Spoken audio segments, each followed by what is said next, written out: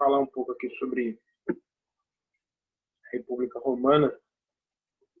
Foi um período da história da civilização romana que durou 500 anos,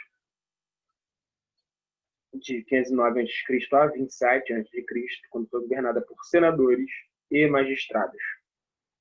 A República Romana tem sua origem quando o último rei etrusco é deposto e o Senado assume as funções do governo. Após a experiência monárquica, os romanos optam por não deixar o poder nas mãos de um só indivíduo, por isso eliminam a figura do rei, e todos os cargos deveriam ser exercidos por duas ou mais pessoas. Assim, não havia a figura de um só governante, mas dois, que eram chamados cônsules. Estes tinham um mandato de 1 ano e deviam controlar-se mutuamente. Bom, as instituições da República Romana eram o Senado, que ocupava-se política internacional e da supervisão das magistraturas, e era convocado pelos cônsules, pretores ou pelo tribuno da plebe. Chegou a ter 300 membros e o cargo era vitalício. A magistratura, para ser magistrado, era preciso ser cidadão romano e dispor de uma renda de acordo com o cargo desempenhado. Os magistrados tinham lugares de privilégio em cerimônias públicas e espetáculos, bem como o uso de cores diferenciadas de acordo com o seu cargo. As magistraturas sempre eram em duplas ou colegiadas, ou grupos, e o seu mandato durava 1 ano.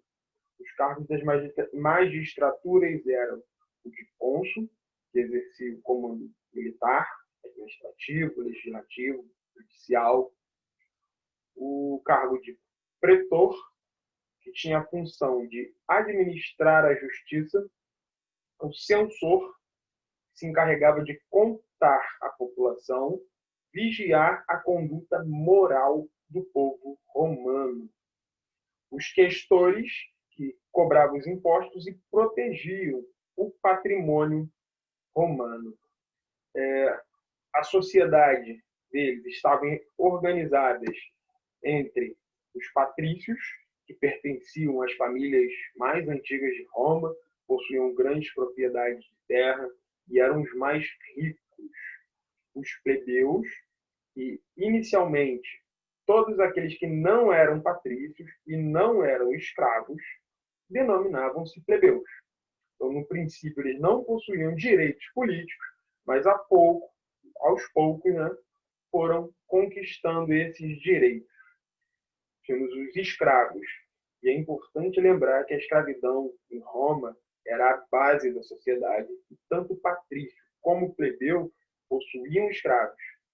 Estes eram obtidos através de guerras e também qualquer homem livre poderia ser escravo, pois as dívidas poderiam ser pagas com a escravidão temporária.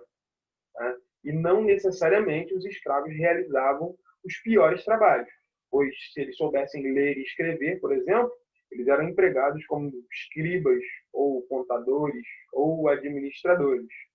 E, para encerrar essa parte de sociedade, os clientes. Os clientes eles eram plebeus que, para poder ascender socialmente, eles serviam a uma família patrícia. Servindo essa família, eles ganhavam em troca proteção e posição social. Bom, patrícios e plebeus. Esses tinham sempre conflitos, sempre aconteciam conflitos ali que vão modificar um pouco a estrutura da República Romana. Afinal de contas, o exército romano ele era composto, em sua grande maioria, por plebeus que não tinham possibilidade de participar da vida política da cidade. Então, com o intuito de pressionar os patrícios a cederem direitos políticos, os plebeus saíram de Roma e só voltaram quando foi negociada a criação do Tribunal da Plebe, em 494 a.C. Os plebeus conseguiram organizar assembleias e promulgar leis, como, por exemplo, a Lei das 12 Tábuas, onde as leis romanas passaram a ser escritas para que pudessem ser fixadas de forma que os plebeus pudessem consultá-las. Outro exemplo da lei é a lei da Canuleia, que permitiu o casamento entre plebeus e patrícios, né? Uma vez que o conflito entre patrício e plebeu foi se tranquilizando, os romanos passaram a conquistar outras regiões da Península Itálica até dominá-la totalmente. E, no caso, aqui daria início à expansão territorial, mas isso nós vamos falar na próxima aula.